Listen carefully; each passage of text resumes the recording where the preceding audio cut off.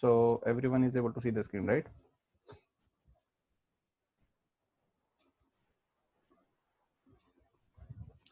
Now what I've done is I have enabled the waiting room, and unfortunately the limit is of 100 people, so we cannot admit more people. Some people would have to wait, and since there are some issues with the Zoom, we are unable to live stream it on YouTube for now. Just let it go. Okay. Fine, I'll keep it here.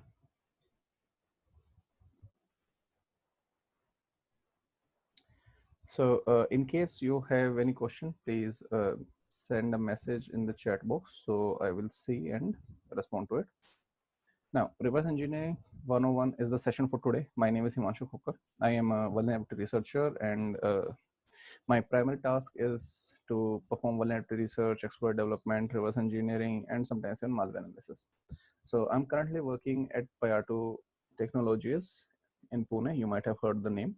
We have hosted, we host the Nalcon conference, if you have heard about that. So the Payatu is the company that hosts Nalcon conference, and we perform other things as well. So from web application pen testing, red teaming, and binary research, we perform it all, and we do many things. So that is for the background. For the agenda of today, we are going to cover a few things. Introduction to reverse engineering. The session is for very beginners. So the session is targeted towards those people who are interested in reverse engineering but do not know where to start from, right? So we are going to start from the very basics. We will be defining what reverse engineering is, where it is used, how it is used, how you can go about looking at it, how you can start it. Then we will be discussing some tools which are generally used in reverse engineering. For example, there are disassemblers, there are debuggers, there are decompilers. We will be discussing what each of the tools does. Now, these are not the names of tools, these are the categories of tools. So what a disassembler is, how it works, what a debugger is, how it works, what a decompiler is, how it works. And then we will be looking at how to use those tools on Linux when we are trying to reverse engineer some programs. And we might have a little break, though I originally planned for a little break, but since we are already, I would say, more than a half an hour late, so we might not have the break this time, right? Once we see the reverse engineering on Linux, we will see the reverse engineering on Windows in the primarily same fashion as we are going to do it on Linux. So any questions? Can you speak a bit louder? Well, can you try to increase the output of your speakers? Because I usually get this sometimes, but in a meeting when I host so many meetings, there is one. What?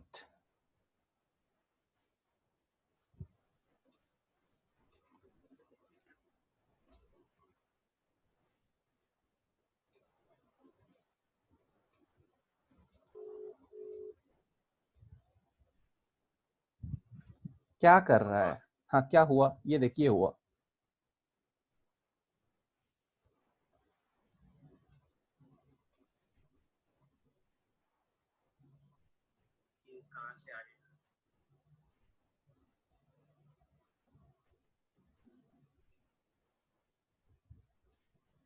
Meeting चल रही नहीं चल रही? Meeting बंद हो गई, मैं sign out हो गया हूँ. ये आ रहा है जूम के स्टार्टिंग में. क्या करूँ मैं इसका? ठीक भाई,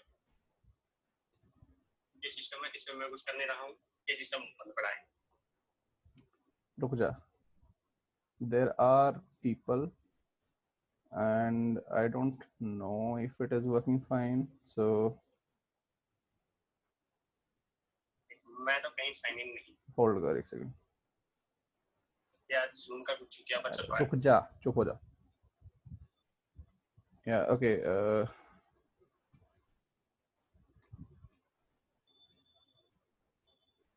ओके, मैं खुद वेटिंग रूम में हूँ unfortunately, and I'm not in the waiting room, to be honest. I should not be in the waiting room. Me to everyone in the waiting room. Okay, so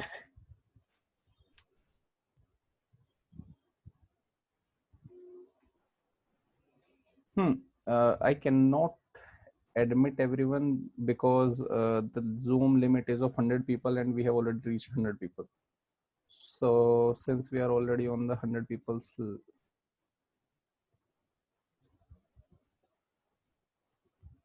hmm,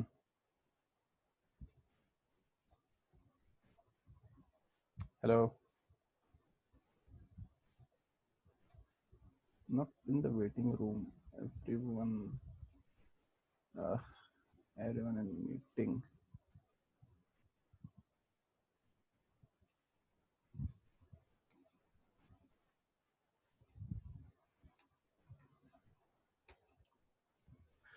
Okay, I cannot admit more than 100 people. So it is showing me participants are 97, where I would say 31 participants are in meeting, 30 are in waiting. So I will admit it all again, and it shows joining, but I don't know what is going on here. 15 participants. Participants are decreasing for some reason, but no, they are not decreasing. Zoom is saying something else. 14 people are waiting.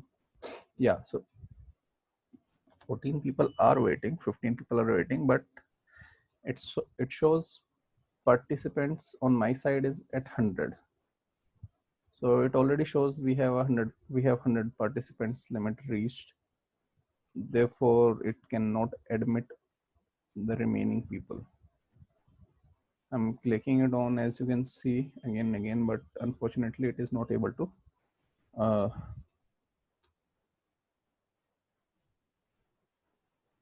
admit those things. Sorry, admit those people. So go ahead. Okay, fine. So we will be sharing the video we are recording here, and therefore, for those who are unable to join, we will be sharing the video on YouTube and on other channels as well, so they can enjoy it later. Now, so any questions till now?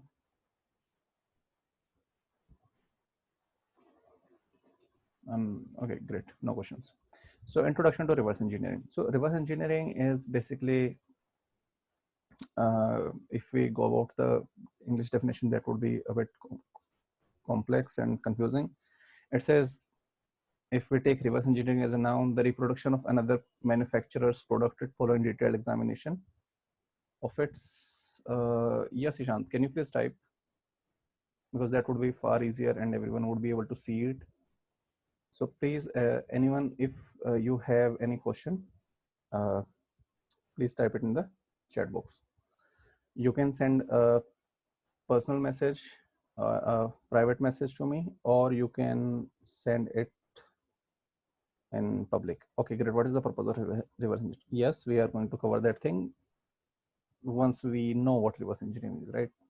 So reverse engineering is basically a process by which a man-made object is deconstructed to reveal its design, and you can basically read the Wikipedia definition. The thing is, in the most basic sense, the reverse engineering is understanding an already made product and figuring out how it works, what are different parts of it, how they work with each other, and then you can either use it, you can either create something which works in the same way, which is compatible to the original product which you reverse engineered, or you can modify that product, right? So if you see the noun based definition, the reproduction of another manufacturer's product following detailed examination of its construction or composition.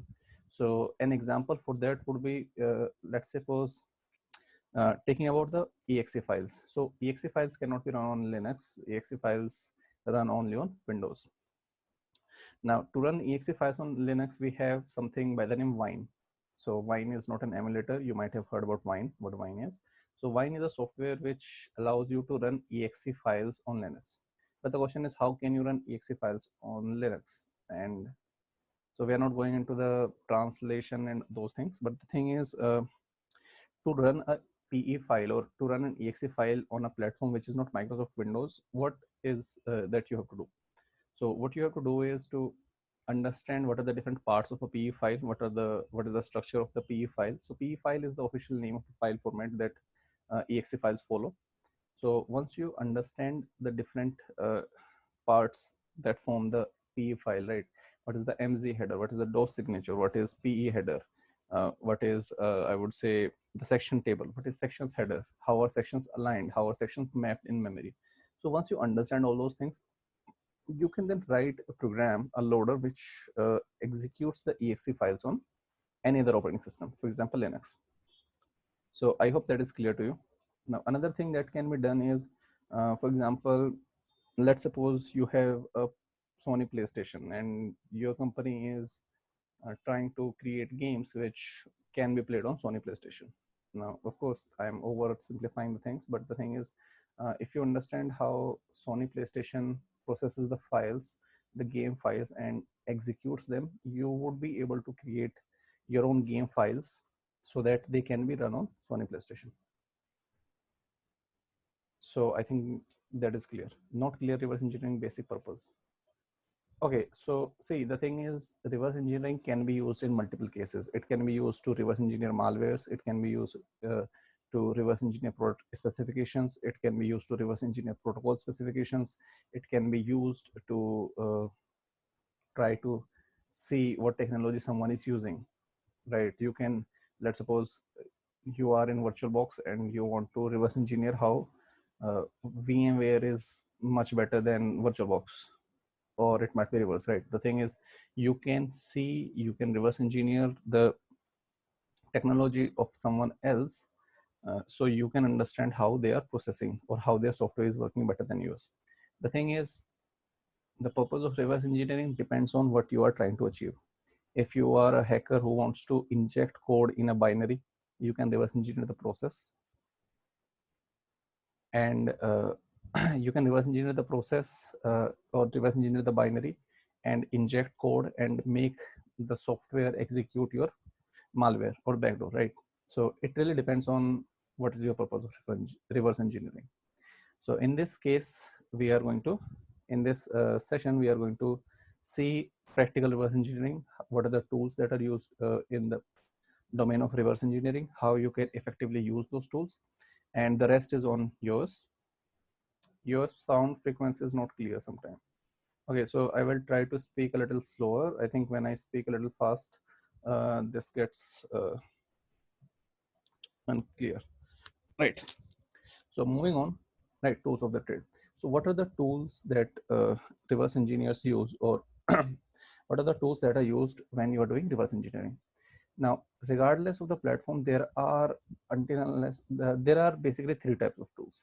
So the most simple or the most basic tool category is disassembler. So a disassembler is a program that translates machine language into assembly language, or basically reverse of what an assembler does, right?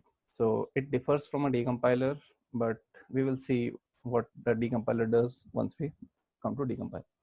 Now, simply what a disassembler does is, when you have, let's talk about an exe file. So you have an exe file, but the exe file does not contain any assembly language or the C program from which you compiled it, or C++, or from any other language, right? It contains machine code, binary, right? So what a disassembler does is, it goes on, it understands the, no slides, wait, yes, I will provide this PPT once the session is over. Now, so coming back to the topic, our example. So let's suppose you have an exe file and you disassemble it. So what the disassembler will do is, it will understand the file format. It will find where the program starts. The screen looks blank. Wait, is my screen visible to everyone? Because this is, someone just told me screen looks blank. Okay, my screen is visible. Great. So I think you might need to see what is the problem with your Zoom. For some people, it's not, I don't know what can be the reason. I do not see any option to restrict it.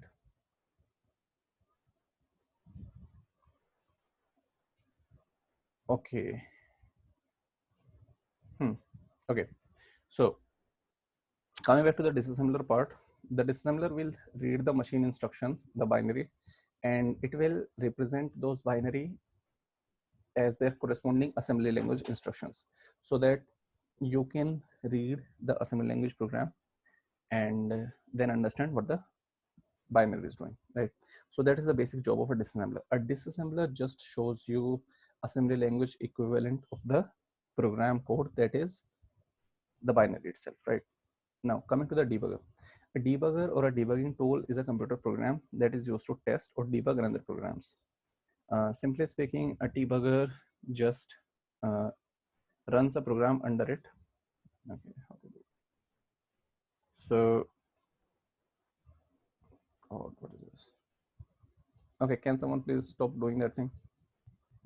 I don't know who is doing this, but please stop doing this. So it is showing on my screen. Okay, fine. So now a debugger starts a program under itself or attaches to a program and then provides you the control so that you can examine the state of the program at every instance. You can examine the state of the program after every instruction. You can examine the state of the program after every function call, or however you would want to do it, right? Now, the thing is, debuggers are used for dynamic analysis and disassemblers are static tools. What I mean by static tools is a static tool is when the program is not being run or it is just a simple binary, a simple file on the disk. When we are talking about a dynamic analysis, we talk about the binary is in execution and it has a process associated with the binary. Okay, so which parts to repeat?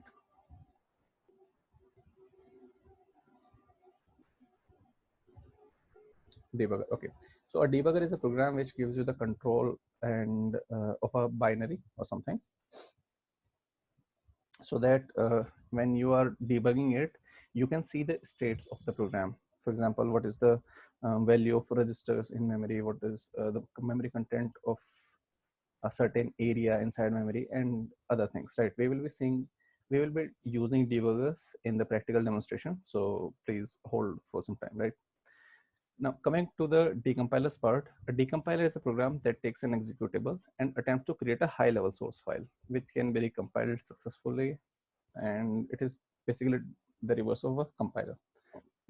For example, if you have done C programming or C++ programming or even Java programming, what happens is you create a file, you create a source code file, then you compile it using a compiler. Now, in case of Java, it gives you a bytecode, which is then run by JVM. But in case of C and C++, it directly generates an exe file if we are talking about the Windows platform. So what happens is this exe file has lost some of the information which was initially presented in the original source code.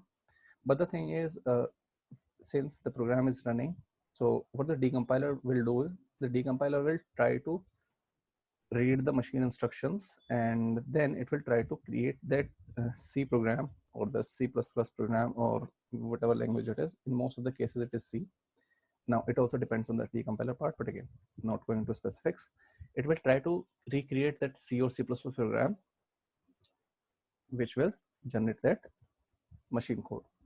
So a decompiler is very helpful when we are trying to, I would say, analyze the binaries, reverse engineer it.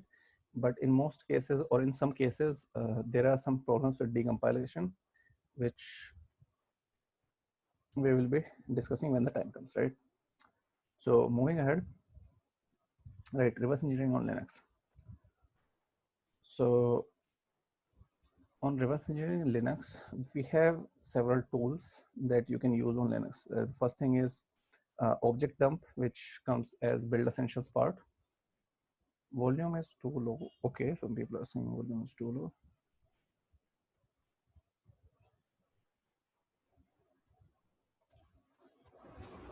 Okay, is this okay? Or okay, so I cannot do anything about my pitch. Great. Yeah, so object dump is one of the standard tools. Then GDB is the debugger and is installed on most platforms by default. The DDD is a very old tool, and DDD was the front end for GDB. Nobody uses it. Radar 2 is, if you are familiar with any of the reverse engineering big softwares. Yeah, okay, just let me try to see if I can do that.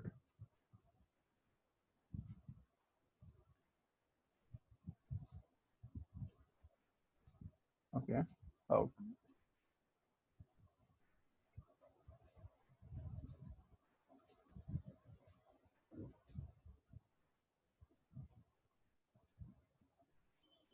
Yes, I'm making the co-host.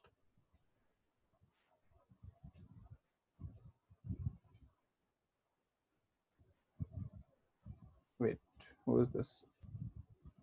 Someone else got. God, this is.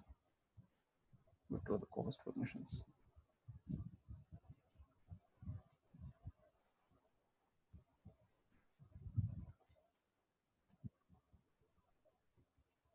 Yes, I want to pick Gopal. Yeah, okay, done. I have made you the co-host now. Great. So, coming back to the topic, what we have here is Radar 2 is a very good framework, which initially started as a forensics framework, but then it quickly became a very organized and big platform for reverse engineering uh, and related tasks, right? So it has its own disassembler, decompiler, various tools. It also helps you in other things related to binary analysis. Now, Cutter is the GUI for Radar 2, or I would say the front end. Cutter uses Radar 2 as the backend for its all processing and just provides a nice, I would say,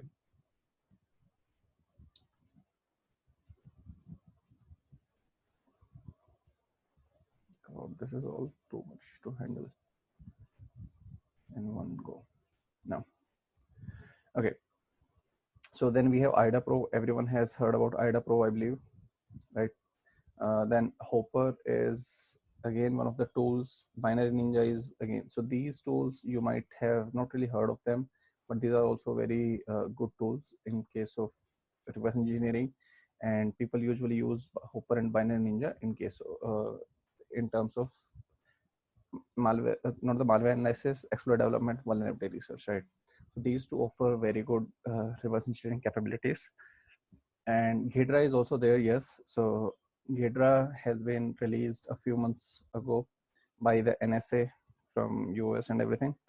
It became popular with people. So now these are the tools mainly used on Linux. We are going to discuss already debug later when we are going to talk about the Windows part, right? Now, so we will see Ghidra in demo, right? So debugging with GDB, IOLI techniques, right? So what we're going to do is, as for the practical demonstration, um, we will see some reverse engineering. Like I need to see where my stuff is.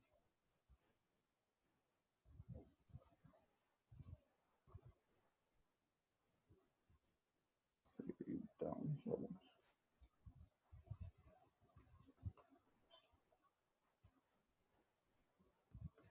I think I need to clone them from their repo. So let's download IOLI crack me. So IOLI crack me's are were developed for Radar 2 presentation training, and these provide a very good basic exercises. These provide for very good basic exercises which you can learn your reverse engineering on, right? So we are going to just clone them. Yeah, Control Alt T.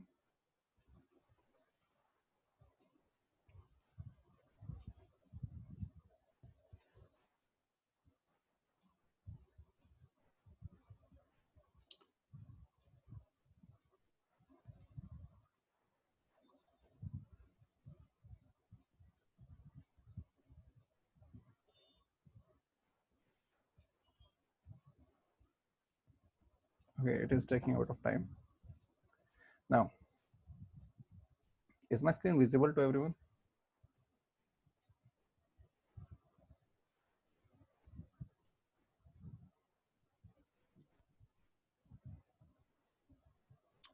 Okay, so unfortunately speed is a little bit slow.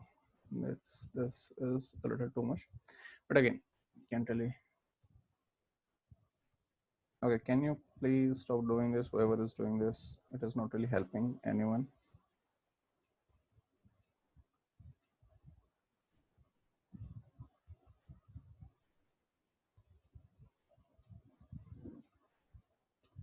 Great, thank you. Mhm.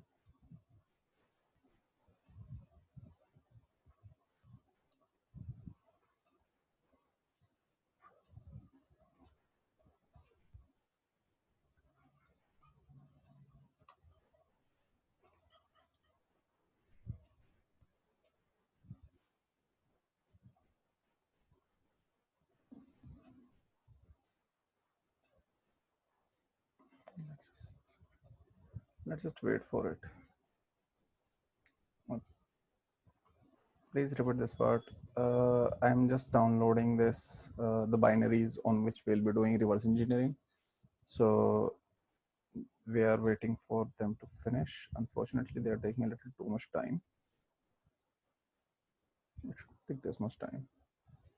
I mean, let me try to download the zip file. Oh, I have them in another folder. Great.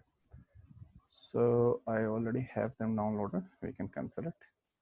We can go to Android. Not Android, I think. Documents.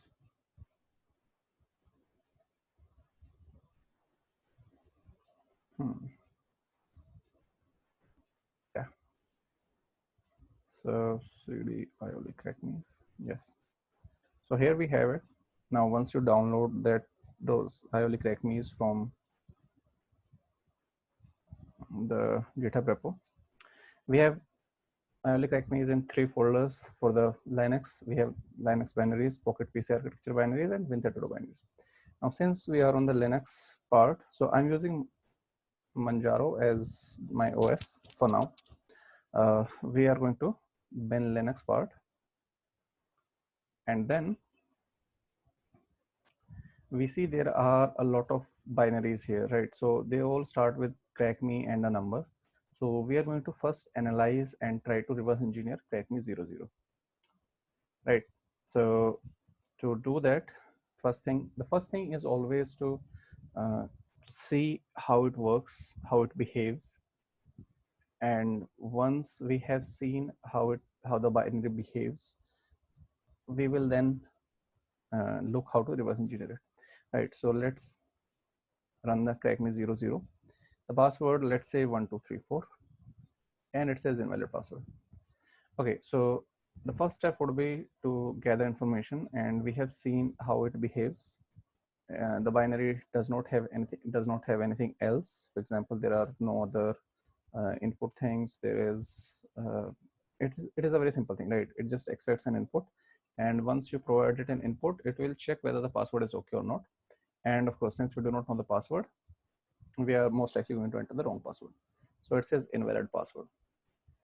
So the goal of this reverse engineering session for now is this, or even the goal for these IOLI crack me levels is to change the invalid password to valid password, or I would say to figure out how you can get to the valid password, or how you can make a password accepted by the binary. So there are multiple things you can do. Now, as for the tools, we are going to be using multiple tools here, but it all depends upon how you approach the binary, right? So one of the standard approach can be Sublime, right? So we are doing crack me 0x00. Now, first approach that you can do is disassemble it, right? So disassemble it and then find where the password is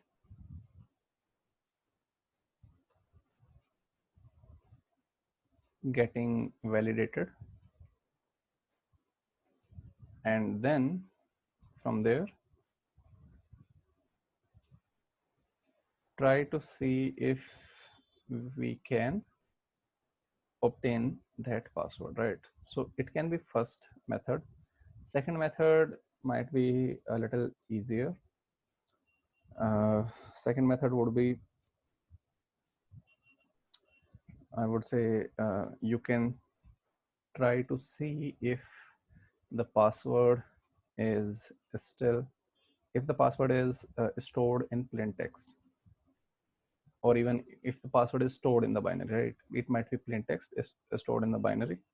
So it might be plain text, or it might be encrypted or encoded, right? It can be any of those.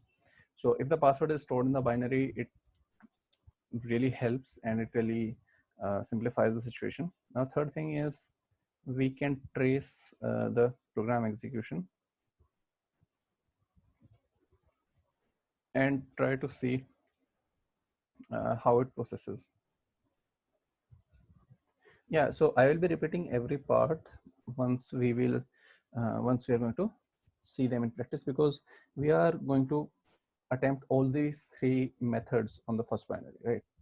Or even second binary as well. So there we go. So we can trace the program execution and try to see how the process processes inputs. So from there we might be able to see how it is using, I would say, the password or the input that we are putting it as, we are supplying it as input, and we might be able to find some clues which can help us in our reverse engineering journey, right? So the first thing is, now we are going to use this method for now, right? So we are going to attempt one. So to do this, the first thing for the static analysis of binary is we can see, or we can hope to see, that if the password is taking as an, if the password is an input and it is doing comparison, so there might be a string comparison somewhere, right? So because we can enter a string here, for example, let's say hello. A string is getting taken as an input. So what we can do is, first things, let's find all the strings using the strings command from Linux, and we pass the name of the binary. So it is crack me 00. And doing this, we see a lot of strings that are present inside the binary. So if you see, we have a lot of strings, right? But the thing is to filter things properly. For example, let's come from the bottom, right? So these are probably function names. String compare, okay, so it is using string compare function, which is in the glibc. Then this is an internal function. This is main, this is init. These are other I would say symbols in the binary. Now these are all the symbols in the binary. You can understand those things, since most of them have either a function names have at the rate glibc 2.0, which means it is a function inside the GNU-C library. The double underscore before a name is usually something which is a standard practice in C naming conventions. The library functions or identifiers will have one or two underscores before their name. So just skip these things. Coming to the top, we have some names starting with the dot. So these are all section names, and we have so many sections: sim tab, str tab, sh, str tab, interp, gnu, this. So leave all this. Now these are GCC strings, basically, to tell the GCC version and stuff. Now these are some text. PTRH is probably a random thing. glibc 2.0, and you can see, right, these things are not really related to what we are trying to see. Now this leaves us with only these 4 or 5 lines. Right, now focus on these 4 or 5 lines. So the first line is what gets printed on the screen. Second line is again what gets printed on the screen. And the fourth and fifth lines, pretty self-explanatory, right? Invalid password or password, okay. So we also see what looks like a number in line number 3, that is 250382. Let's just try this, right? So copy it, sorry, and write it, and this is the password. So this is how we can use this approach, the second approach, try to see if the password is stored in the binary. And if the password is stored in the binary, we can, of course, obtain the password from the binary by reverse engineering, since we can see anything and everything inside the binary. And that is how we were able to figure out the password from the binary. And it says password, okay. So is there any doubt in this practice?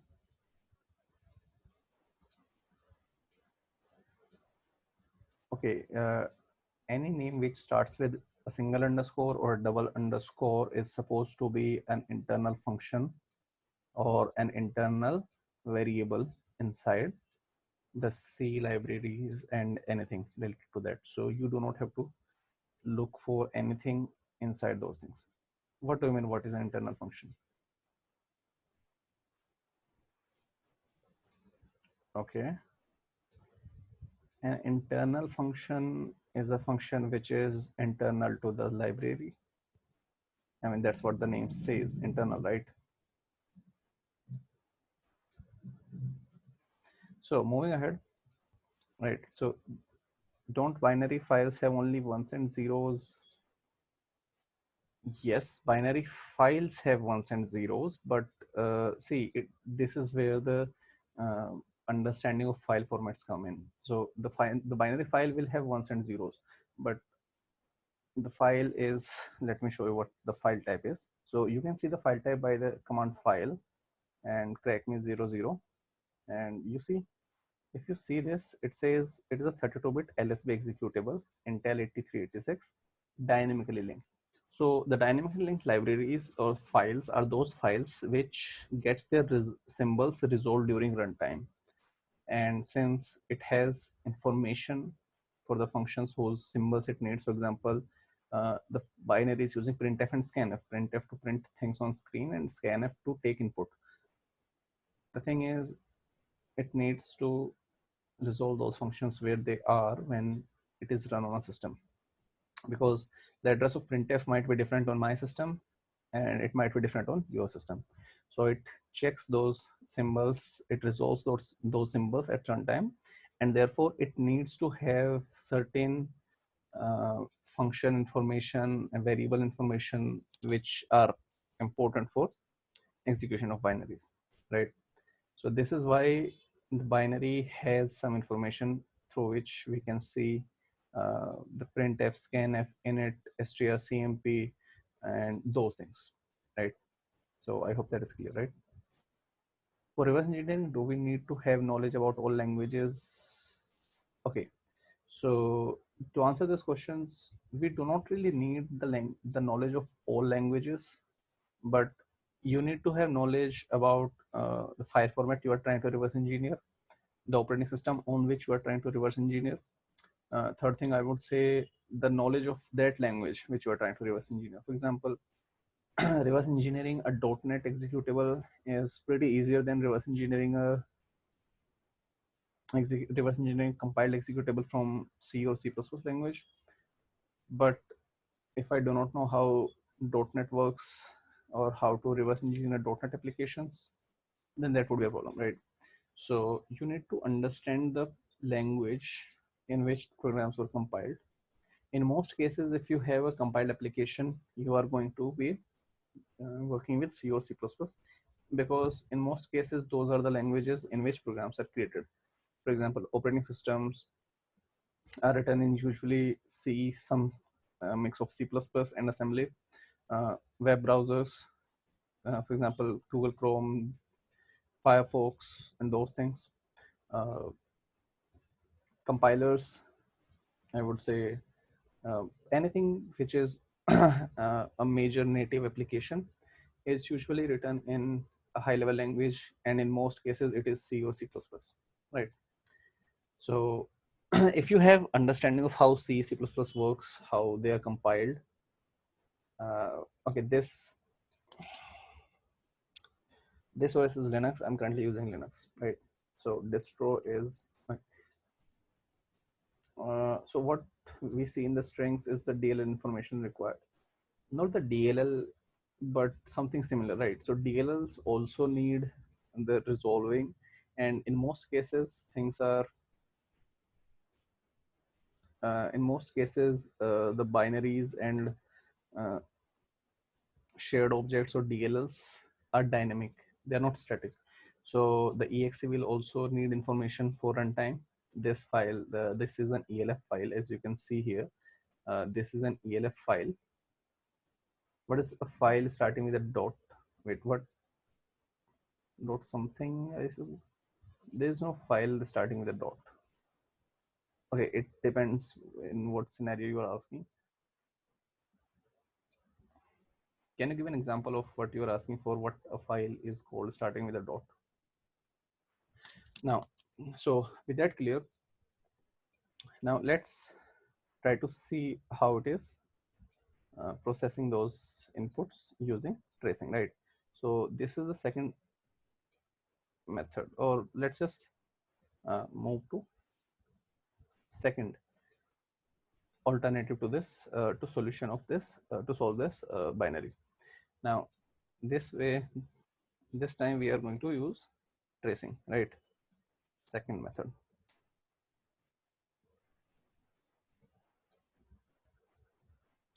Now, in the tracing method, what we are going to do is we are going to trace the program execution. So for tracing the program execution, we have three methods, to be honest. One is debugging, but that takes too much time. Second is, I would say, ltrace, and third is strace. So Linux has ltrace and strace programs available to you. So ltrace does library code tracing, and strace does system code tracing, right? So the difference between the two is strace only shows you the system calls that are made by the program, whereas ltrace shows you which C program or C like library calls are made by the program, right? So let's use ltrace because that would be far easier. Ltrace .cracking 0, and you see this time the output is something which is very much readable. So the first function that is called is libc underscore underscore libc underscore start underscore main. So it is this function which sets up the environment for main, and then finally calls the main function which you write in your C programs, right? And then we have a call to printf, and this is the parameter to printf, right? It just prints crack me level 00, right? Then it uses printf to print password on screen, and then it calls scanf. And here we are waiting for input. Let's type 1234.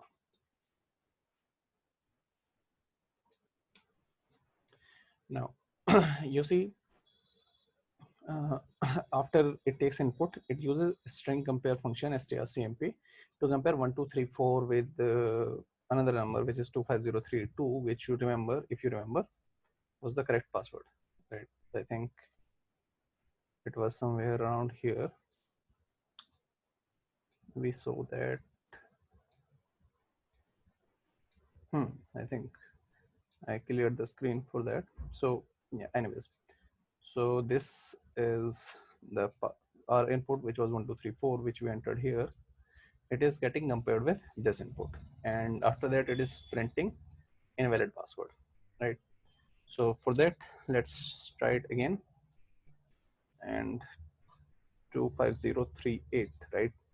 382, and it says password okay. Now coming to strace. So as I said about strace, strace is a tool that is used to trace system calls. Now system calls are something that are made at the lowest level of program execution. So let's have a demo of strace, and you would see why we are not using strace here. See, it first of all, it generated this much output, right, before even taking the input. In case of ltrace, it only showed me three functions. The first, the main setup function, then printf, then we have scanf, and at scanf we were waiting for input 1 2 3 4, and then it showed strcmp and printf, right? Now to call it in terms of, I would say, read, let's say 1 2 3 4, the same input, and you say after the read, which it has taken the input, nothing has happened, right? I mean, things have happened. It called write function or write system call to print invalid password on my screen, and it just exits. So therefore it is very hard to use strace on binaries which are not really working in terms of system calls. Printf, scanf, string compare, these functions are not system calls, and therefore it is almost pointless to use strace in these related to this scenario, right? So moving ahead, so that was the second thing, the second method. So the third method is the first method, which is to try to disassemble and find where the password is. Now it can be difficult, or it can be a little bit hard for people who are not familiar with assembly language, how to use disassemblers, how to use debuggers.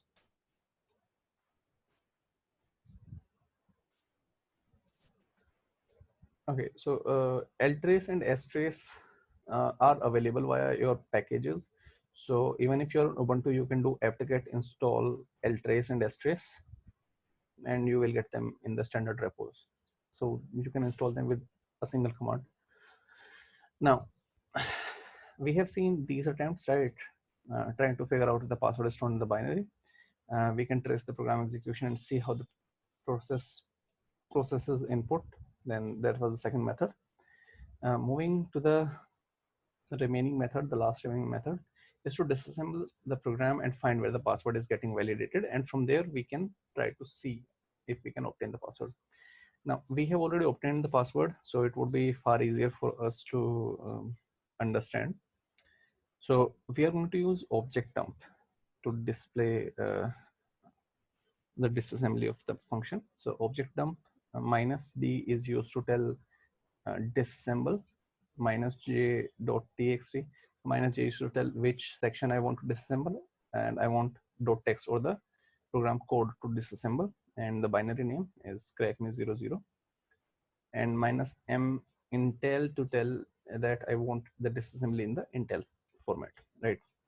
And you see there are so many functions, or so many executable instructions in this thing, right? So there we are. Now file format, this is the start section, this is the entry point, and here the entry point calls libc start main, which basically calls the main function, right? And then we have some functions which you do not care about. Now this is the main function, right? So this is the name of the function, and you can see this is the code for the main function.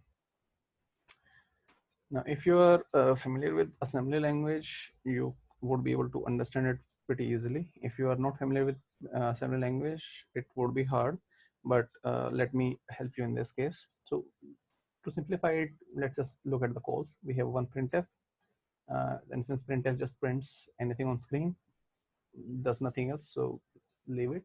Again printf, this is the password.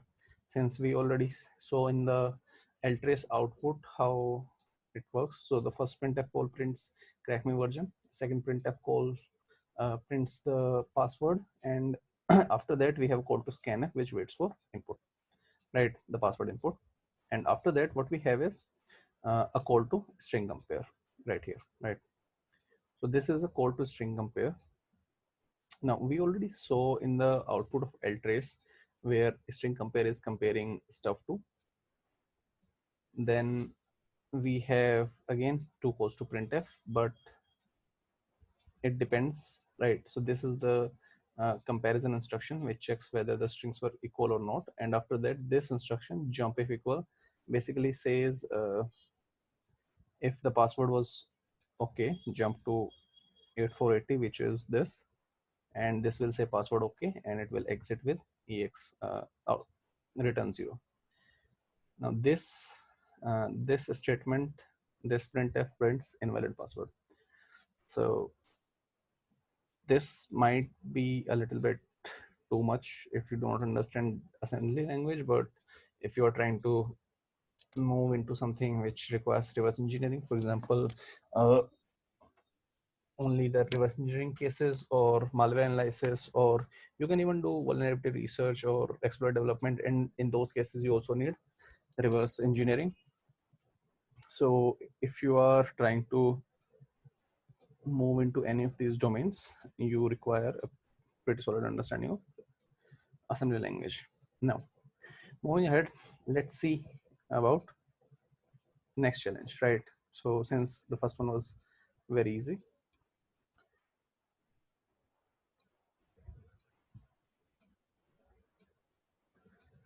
yeah, so let's say 1234 and it says invalid password, right? So since we solved the last program with very easy, it was very easy to solve the last program. Let's try and see if we can use the same approach, right? First we try to see if the password is stored in the binary and see what happens, right? So let's do strings and crack me one. Now of course we get pretty much the same output, but here we see we have only these things, right? We have only 4 lines: the banner, the password prompt, invalid password, and password okay. There is no stored password, and since there is no stored password, we need to work a little harder in this scenario, right? So now the thing is, in binary 2 I would say method 2 failed. Let's just write it down, right? Method 2 failed.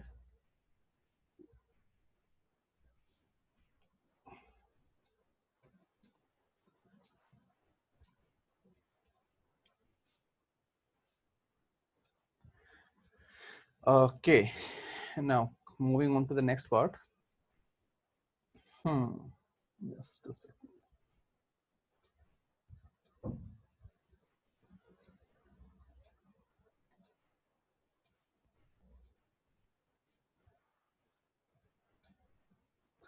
Okay, so method 2 has already failed. So let's see if method 3 works, right? So method 3. Now we will see what are the limitations of these methods in this very exercise, because we cannot apply every single method on every single binary, and therefore it really, you really need to have an understanding of multiple methods, right?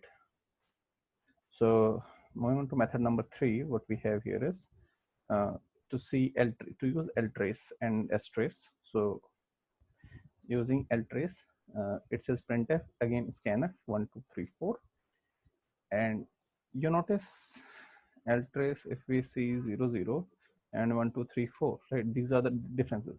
So in the first binary, which was crack me 0 0, we had a call to string compare, which was comparing our functions, comparing our input with the password, and then it was saying invalid password or valid password. But if you see in this scenario, after the scanf, we just see printf with invalid password, and therefore we see there is no function that is being called to understand or to compare the functions, which is a library function. Now what to do, right? This method has also failed, and to be honest, strace will not work, of course. If you want to see the output of strace, this is again strace crack me 01, right? This output is pretty much useless. This is password, printing password on the screen, and here we go, read 1 2 3 4, and you see after we do this, so right, so this is the banner crack me 01, then it says password, and once it has a password, we enter 1 2 3 4, and it again says invalid password. So the thing is, we still do not have a clear idea about how it is validating the password. Now it has also failed, and actually let's start in case because of cats. Now the thing is, let's see what happens, right? See what is happening. No function is actually, there might be a function, but the thing is no C library function which is exported is getting called, right, to call or to validate the password. But the, what you have to understand is you need to have a mechanism to validate something, right? You need to compare, or else how you will say that the password is right or the password is wrong. So you need to compare. So there must be something which is comparing the input with the with a with something with password which is a valid password, and then it is printing whether it is a correct password or it is a wrong password, right? So I think that is clear with you, right? So you do understand that even if we are not able to see any function that is being called to validate our password, there must be something that is checking whether the password is correct or not. And to check whether something is correct or not, you also need to have something which is correct, so you can compare those things, right? Now since method 2 and method 3 have failed, so the only method that remains is disassemble the binary and find where the password is getting validated. So the only thing that left that we have is object dump. Let's object dump it, and let's just grab the main, right? Let's just print the output of main. Oh, good. Object dump, and then feed it to main. Sorry, grab,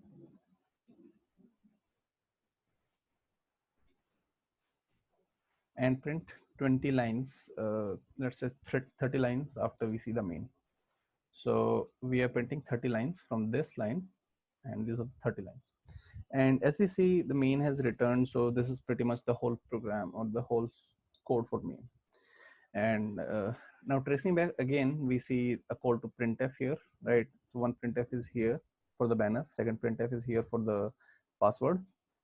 Then this is a scanf call, and after scanf we have a compare instruction. So the compare instruction compares two values in assembly, and it is comparing the value at EBP-4 with 0x149A. And if we scroll a bit above, so scanf, right? So one of the parameters to scanf is EBP-4, or the value of the location of EBP-4. So EBP-4 is the location where the input is, the program is taking input, our password, and then it is comparing that input with this number 149A, and based on that, as we saw in the last example, JE, or the jump instruction, if equal, is getting used to jump to correct or wrong password, right? So this is something that is problematic, or actually this is the comparison part here. Now let's see what 0x149A in base 10 is. 0x149A is 5274. Let's exit it and try to see if this is the correct password. 5274, and it says password open. So this is the third approach, or actually the first approach, where we have this disassemble the program and find where the password is getting validated. So we disassemble the program, we disassemble the main function, and we figured out where the password is getting validated, right? And we see that the password is getting compared with 0x149A. And once we have seen that, we took that number, which is 0x149A, and passed it as an input, as our password. So this way we were able to solve this binary. And there are multiple challenges if you go about seeing it, right? So they're like from level 0 to you have level 9, 8. Each next level increases difficulty for some using some method, right? There might be some calculation involved, there might be some encoding encryption involved, there might be something else, right? It really depends upon the challenge level. So if you want to learn reverse engineering, I would really say start with these. So these provide a very good framework for a proper understanding, right? So is that clear? Great. Now moving ahead, so debugging with GDB is let's have a little session with GDB, right? So again, we are going to use the GDB, sorry, the crack me 00, sorry, crack me 01, GDB, not less crack me 01, and let's use -q so that we do not get the version information. Now, let's set a breakpoint on main. Great. Now run the binary and disassemble it so that we can see the disassembly. This is where we are. So please give a YouTube online link. Yes, we will be sharing this video on YouTube. Okay, I do not know what might be the reason, but I think others are able to hear the audio, and I think Zoom is having some problems. So we will be sharing this whole recording on YouTube, and you will be able to see everything there, right? I hope that helps. Now, moving on, we saw in the disassembly and everything. Yes, the YouTube link will be provided because once we upload the video, so we do not have the YouTube link as of now, unfortunately. So this is the call to printf, which prints the binary information. So printf takes,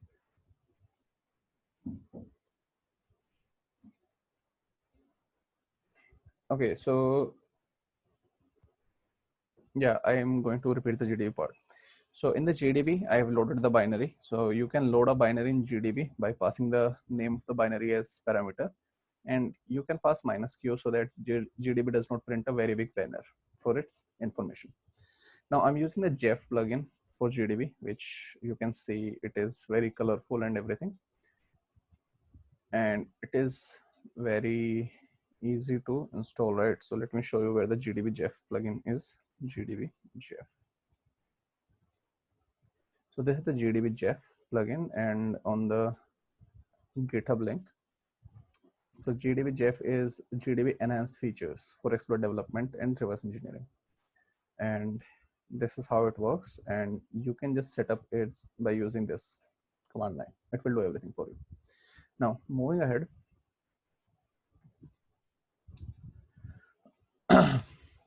By using the disassemble command, right, we can see the disassembly of the main function. We have the first call to printf, second call to printf, we have a scanf, we have main, and wait, there must be a call to string compare. No, we are not in the string compare, we are, okay, so I loaded the second binary and not the first binary. Great. Now let's set the breakpoint at main plus, let's set the breakpoint on this line 71, right, just after the scanf part, right? So main plus 71, and let's continue by using the C, enter, and okay, I need to see, oh, I actually set the breakpoint at 17 and not 71, my fault. So let me set the breakpoint again at 71, sorry, yeah, there we go, and continue again by the command C. Now it is waiting for the password. Let me type 1234, and it says breakpoint, right?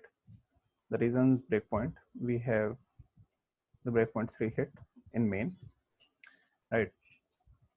So we are at this instruction for now. So it says compare the D word at this location with the value this, with this value, and dword is a 4-byte value. So EBP minus 04 is being used as a location. So EBP is this 08. So let's just copy it and let's see what is the value. So examine X command is used to see the data inside memory. I need one word in decimal, and this is the value of EBP. So EBP 08 minus 4 is 04. Right, so you can see the D word at EBP minus 4, which is, since EBP is this 08, so at 04 we have 1 2 3 4. Okay, you might be having problems with your Zoom, as someone told about this, that if you are unable to see the screen and any related issues, please quit and join again. You might have, okay, BP part is not visible. Where's the BP part? I don't see the BP part. The breakpoint was here, and the next breakpoint, EBP. Okay, so you are saying the EBP part is not visible. So this is the, yeah, okay, let me explain it again. So this is the comparison instruction, and the comparison is being made with a 4-byte value at the location EBP minus 04. And if you see here, this is the EBP, right? So it says EBP has the value this FFFFCE08, and since it is taking the value from EBP minus 4, so 08 minus 4 would be 04. So what I have done is I have printed the value from this location, which is FFFFCE04, and printed that value as a number, right? So the value at that location is 1 2 3 4. Now that value will be compared with I would say 0x149a, which is of course not the same, and therefore if we move it, I would say if we do a step instruction, which is basically execute the next instruction, right? So we executed this, and then we have come to this jump instruction. Now we have come to this jump instruction, so it says not taken because the value is not 0, and therefore if I do next instruction and continue, it says invalid password, right?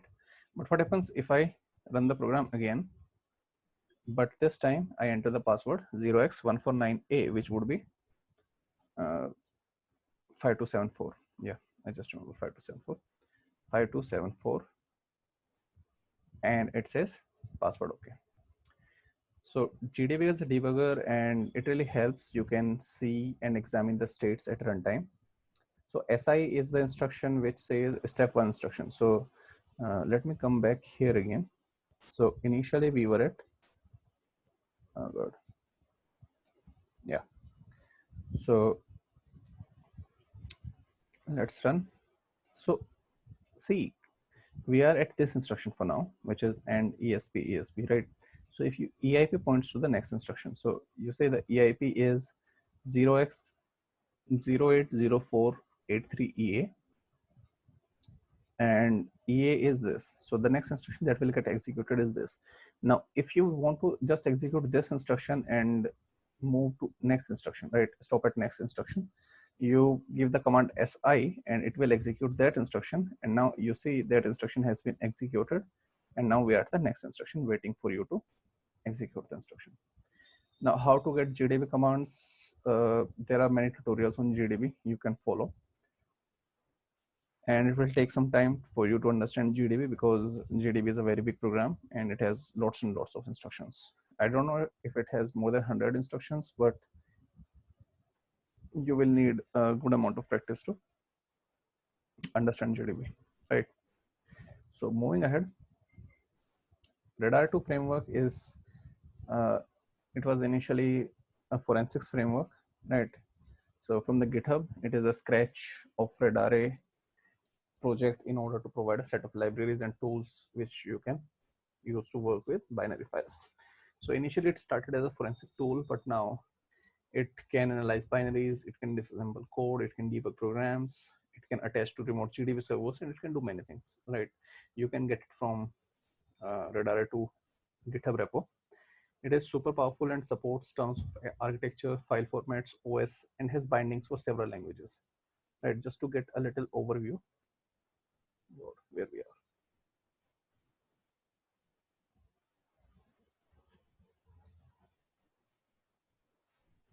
Ghidra and OLEDebug do not perform the same thing. Ghidra is a disassembler and a decompiler. I do not know if Ghidra can debug the applications, so I'm not going to comment on that thing.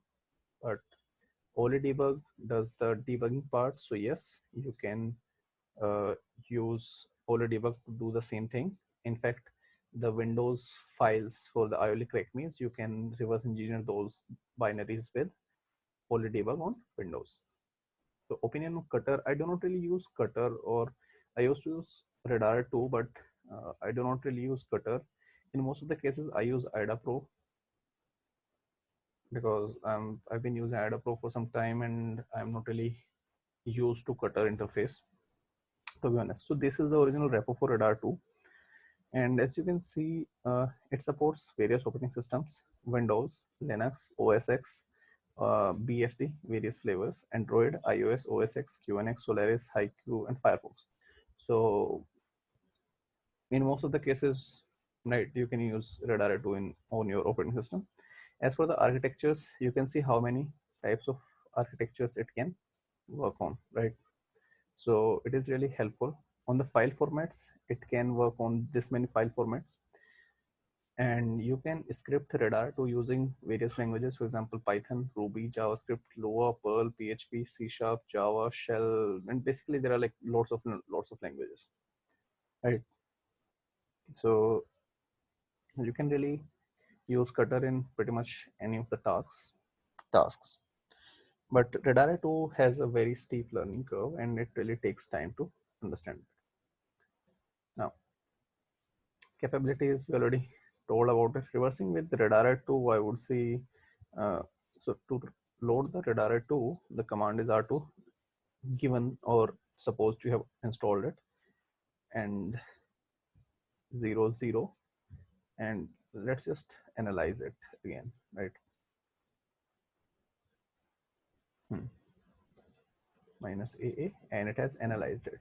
So to list all the functions, the command is to use AFL, and it says these many functions are there in the program, and we will start our analysis with main. So what we're going to do is we are disassemble the main, and you see there are like so many analysis things, right? Because since the program is not running, every value is pretty much something at this point, and therefore you have so much problems with the output printing, right? And we are inside, yeah. So I think I need to rm just delete this and do this again. AFL s main. So s is used to seek to that function, or to seek to that location, right? So let's just disassemble it main, and this is the disassembly of the main, right? You can see it has highlighted things. For example, it has highlighted function calls with a different color. It has highlighted uh, instructions with different colors, and it helps, right? And it has commented things, for example, and this printf, right? So it is printing. This is the, I would say, the syntax of printf, right? The printf constant character pointed format, and this is the argument to printf, which will be getting printed on the screen. So, and we till now we have already seen that the first printf prints the correct me level version information. The second printf, so the second printf prints the password prompt, right? So this is the password prompt. Then this is the scanf, and it says, okay, so yeah, I need to scroll it a little bit down. So this is the call to scanf, and after that it is a call to string compare, right? And for our convenience, it has already told us that string compare takes two parameters and both are pointers to constant strings, right? So constant char pointer s1, constant char pointer s2, and this is the pointer to s1 and this is the pointer to s2. So s1 is the parameter to scanf, and therefore what is happening here is it is comparing s1 with 250382, and after that jump, and for our analysis it has also, so you see this je at this location, it has also created an arrow which goes to that location, and it has also sold us the sold uh, the, I would say, references to strings, and it has told us that this is the password okay string and this is the invalid password string, and therefore we can see which route will be taken and which will not. And of course this is the disassembly part, so you still have to make sense of it yourself. You can debug it, but let's keep the debugging part for the next session if we organize a session on how to use redirect, right? So this was reverse engineering on the Linux platform. On the Windows platform, this is pretty much the same thing, right? Only the tools change. For example, instead of GDB, you can use Immunity Debugger, you can use Oli Debugger, or on the 64-bit platforms, you can use x64 debug, you can use WinDebug, which is native Windows debugger. You can download that from Windows site. As for the disassembler and decompiler, you can use IDA Pro. Radar 2 can be used on Windows again. Cutter can also be used on Windows. So it is pretty easy. Only the thing is only the thing that changes is uh, some techniques to analyze binaries. Okay, so among these tools, which one is best and user friendly in my opinion? Okay, so coming back to the thing. Okay, so there are no best tools, I would say. Most of the tools perform the same thing, right? Oli debug, Immunity debug, x64 debug, WinDebug pretty much do the same thing, right? They are debuggers, and since they're debuggers, they also provide disassembly and other things properly organized. The only thing that matters in most cases is the extensibility. For example, you have some plugins for Immunity Debugger. Since Immunity Debugger is targeted towards exploit development more, so it comes with a lot of plugins which help you in exploit development, which do not come with Oli Debug or x64 debug, right? But Oli Debug has its own plugins. You can find them on internet. x64 debug comes with a lot of plugins which you can download from their official rep or something, and you can of course extend any of these tools. So it will, I would say, it is really a matter of your experience and the time you give to one tool. For example, if you are using Oli Debug for 1 or 2 years, so you might be very proficient with Oli Debug and you might not need any other tool because Oli Debug might be able to help you in any of the other tools, right? Now, some tips on working on Mac OS. Unfortunately, I do not have a Mac OS. I have never worked on Mac OS, but since Mac OS and Linux are pretty much very similar, you can use pretty much the same tools and techniques on Mac OS. And of course, the tools on Mac OS, for example, the object dump on Mac OS will work with binaries of Mac OS. So you do not have to worry about how the tools of Linux will work on Mac, because the tools on Mac will work with Mac binaries. Cutter will work on Mac, Radar 2 will work on Mac, IDA Pro works on Mac, uh, GDB works on Mac, strings work on Mac. I think they have their own tools for ltrace, strace. I think dtrace is something that you use to trace system calls and other things. But the thing is, you have either similar programs or the same programs are multi-platforms, right? For example, we saw on the site of Radar 2 or on the GitHub repo of Radar 2. Let me open it again. Uh, just a second. Yeah. So operating systems, it works on Windows, Linux, OS X, BSD, Android, iOS, OS X, QNX, uh, Solaris, Haiku, Firefox OS. The thing is, most of the tools are cross-platform tools, and therefore you would be able to use those tools. What you have to consider is what file format you are working on, what is your objective, and how you can reach that objective. So that would change, but the tools will pretty much be the same thing, right? Okay, so the question is, as a fresher, what is the mandatory knowledge one should possess assembly language? Okay, well, you have to tell me as a fresher of what, right? As a fresher in college, you don't need mandatory knowledge of assembly. As a fresher in web application security, you do not need knowledge of assembly. As a fresher of reverse engineering, yes, you do need to know assembly language for the target processor, microprocessor, coding and microprocessor knowledge. See, the thing is, it really depends. For example, let's suppose your task is to reverse engineer some malwares, and let's suppose you are a person who is not really comfortable with assembly language and those things, but you are very much comfortable with decoding things, and let's suppose you can deal with .NET malwares, right?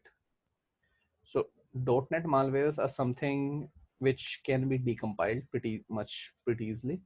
But the thing is, the decoding part takes time, right? People obfuscate their code so much that it becomes really hard to understand what is going on. But the thing is, you get the decompiled part very easily.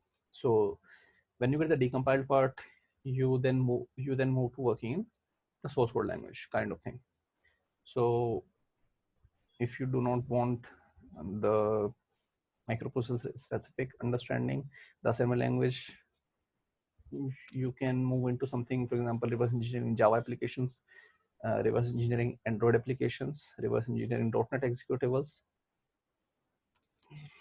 But the thing is, I would really suggest you understand assembly language, microprocessor, so that it becomes really helpful for you. As well as coding is fundamental, and definitely you need to know coding, because without coding, you would not be able to understand why something is working and how you're going to reverse engineer it. Okay, so to learn assembly language, there are multiple books. For example, when I started, let me show you the book I started with, right? So, Professional Assembly Language is a book which is very good if you want to understand assembly language. And this is the book. So, it teaches you from the very basics, right? So, if they show the, yeah, so this is the table of content. So it starts from what is assembly language, what is the Intel 32-bit platform, right? It shows you what are the tools to understand the assembler, linker, compiler, debugger, and those things. How you can use object dump, how you can use profiler. Then you start with very basic assembly language programs, and then you learn a lot of things. So if you want to learn assembly language for Intel microprocessors, I would say you can start with this book. But this book teaches assembly language on Linux platform, right? So, I mean, on Linux, it becomes very easy to write programs and debug and those things. On Windows, it becomes a bit hard, but there are books on assembly language on Windows as well. So you can see for that. The thing is, I prefer books more than any other things. So I am recommending the book. But as for if you want videos, there are videos as well, right? So you just need to look for a bit of time. Okay, what is the career scope for a reverse engineer as a fresher? I am yet to see some jobs which are directly targeted to reverse engineers as basics, right? I'm yet to see a job which says reverse engineer required and zero experience. So I don't know if there are some stuff, but reverse engineering is in the jobs which only require reverse engineering, they are very few as compared to jobs which require reverse engineering as a part of their job. For example, malware analysis industry is a very big industry, right? And malware analysis really requires you to use reverse engineering on a daily basis. So instead of seeing the job of as a reverse engineer, I would say if you try to look a job which requires reverse engineering, that would be a far bigger ground for you to try your luck on. For example, malware analysis, I would say vulnerability research is one of the things where you need to perform reverse engineering on a practical bigger scale, right? If you are programming, then in some cases, yes, you do need reverse engineering, but those jobs do not really market themselves as reverse engineering jobs, right? So would you suggest any course or book to learn reverse engineering? Yes. So the book on my screen, which is, if you are unable to see my screen, the title is Professional Assembly Language, and it is published by Rocks Publication, and the author is Richard Blum. So that is the book that I would suggest if you want to start with reverse engineering.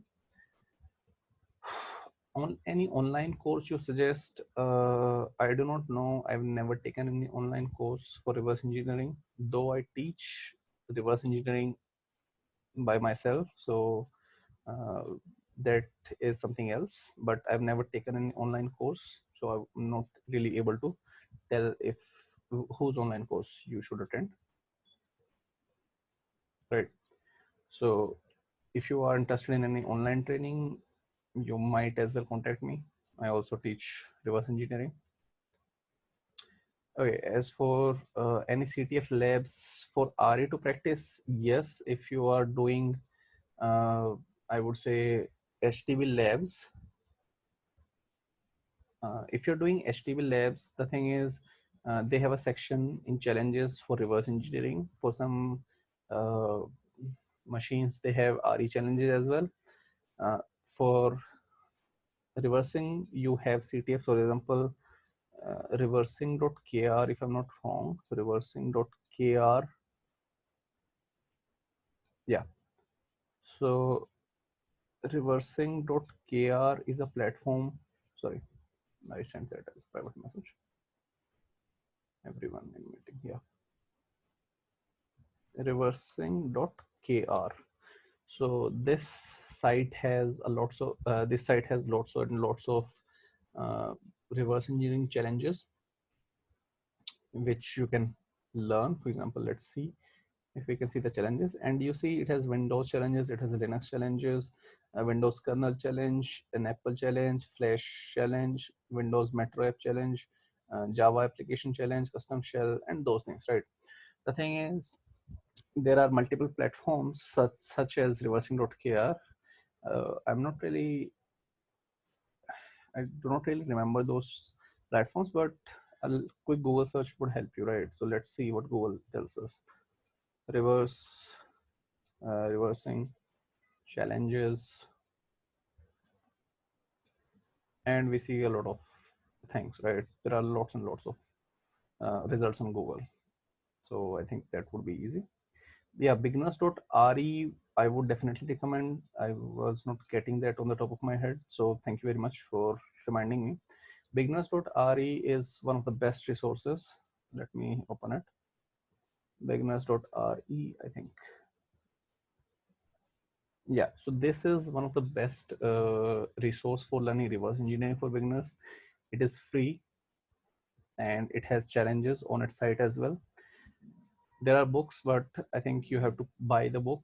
The published copy would not be free, but the PDF files are free from the author himself, and the author is a very good guy.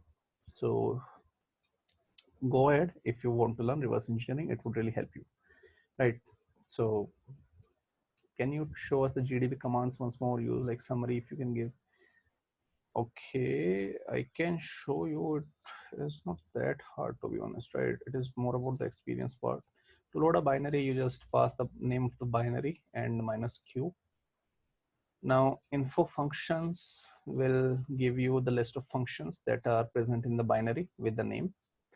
And to set a breakpoint, because we want the breakpoint on main, right? We want to debug the main function. So breakpoint is b and star name of function. Breakpoint has been set at main.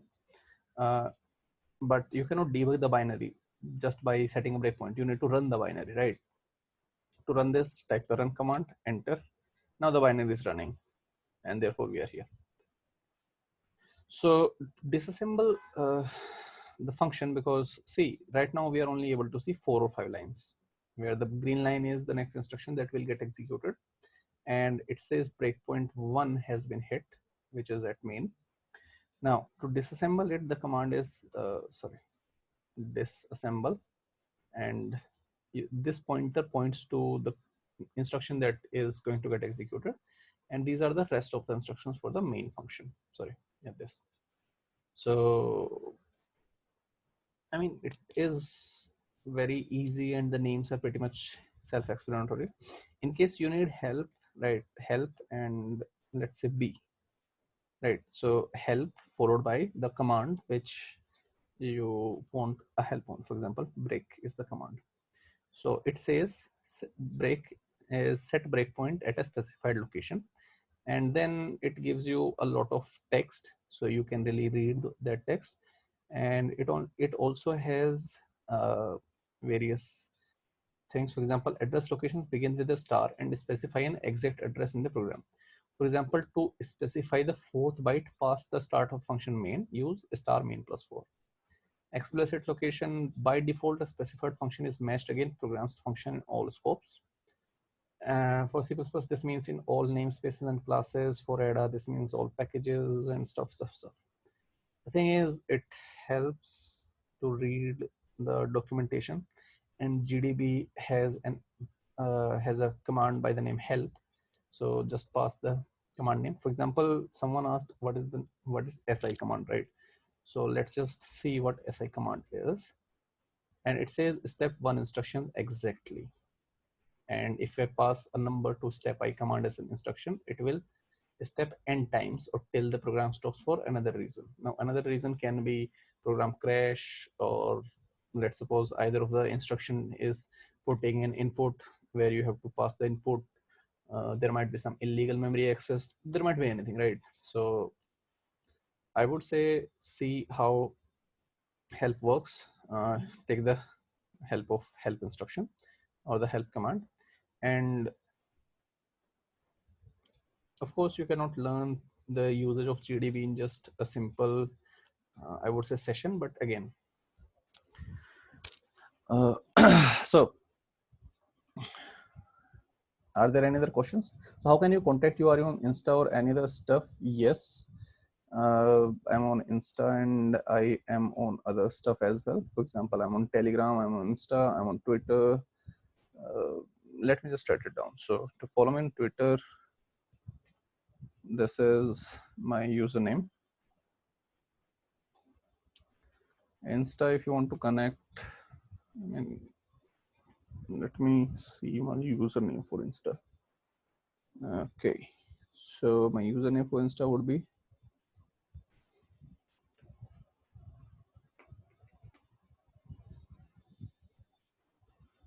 this is my Insta username.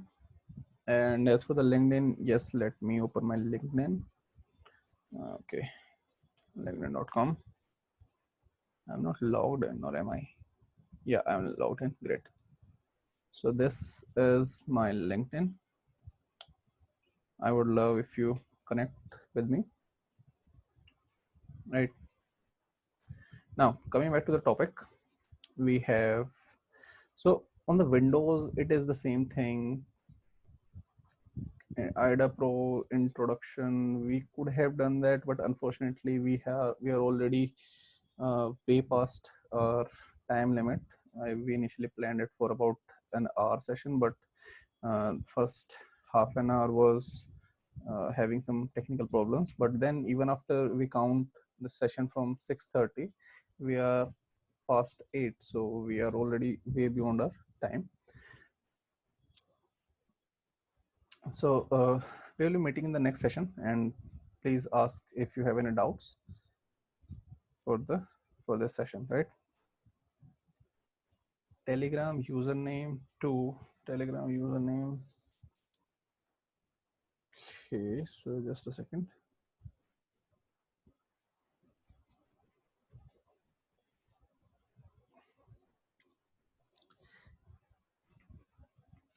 My Telegram username is UAF admin. So that is my Telegram username. So as for the session, see, this session was for OS Cuddler session chapter. We have our own platform, which is, if you can see the site, if you can see my screen, right? So if you cannot see my screen, please access this website. We have a session, we have our project Arishti, which we started when the quarantine started, to help people educate and to guide them in terms of uh, various sessions on information security, right? So I'm currently taking a series on C programming for hackers. We already have had 3 sessions past week, and 3 sessions are planned for the next week. You can connect by going to a site and series for click on the first button, which is say series C program for hackers. As for the speakers, right, if you are able to see the screen, you see we have multiple speakers. Dr. Mishra is one of them. I am the second. My name is Himanshu Khokar, right? Animesh Roy is one of the people who is really helping in the Arishti project, and he kind of leads the Arishti project, right? So as for the events, if you see the events that we have had, we are currently doing the C programming for hackers. Archived for sessions, we had a session on red teaming by our guest, Harpreet Singh. It was a guest session. Then we had a series of talks on networking. So how networking works, basics of networking. I took a 2-part series on getting started with exploit development. So that series was, I think, last month. Now, Adokshar has taken fun with malwares, so how to design malwares and stuff like that. Yes, those lectures are available and they were streamed directly on YouTube. So let me share the YouTube link with that. And it's still live. So this is our YouTube channel, where if you see, if you look at the playlist section, right? So we have several playlists, right? I also took a session, a 3-part series on designing Linux rootkits. So how to design Linux user mode rootkits. Then, right. So this is the link that you would want to see if you want to connect with us. We had a few AMA sessions and various other things, right? So we are planning a lot more on our Aristi platform. And we would like if you become our guest and join us. So thank you very much for the session, and please subscribe to the channel. So what we do is we host our sessions on Zoom, as well as we live stream them on YouTube. So in case you are unable to get to the Zoom part, you can directly visit and go to the YouTube part. As far as, again, see, this was the first session on exploit development, which is about 1 hour 40 minutes long, and the second session was 1 hour and 8 minutes long. So we simultaneously do the sessions on Zoom as well as YouTube live for people who are unable to join us on Zoom. So thank you very much, Karthik, and I really enjoyed you guys became a part of my session, and I was able to teach something. I was able to help someone to get started with reverse engineering, right? So in case you have any questions related to the session and any other things, you can ping me on, let's say, Twitter or Telegram and anything else, right? I would love if you want any suggestions, might be book suggestions and something else, right? So in case you want to contact me, please contact me. And time to wrap it up. Thank you very much, guys, right? Yes. Hi, bro. Bro, 1 minute. Yeah, bro. Yeah, thanks for accepting the request for this event, bro. So the session was really good, and thanks once again. We'll catch up later, bro. Okay. Yeah. Okay. Thank you, bro. Thank you, everyone. Have a nice day. Thank you all for participating in our event and make it as a successful one. Yeah. So thanks Also, once again. Yes. we will be sharing the video on both the platforms, right? I Yes. think I don't think. Okay, so let me just ask it. So, is there a problem if I share this video on our Arishti channel as well?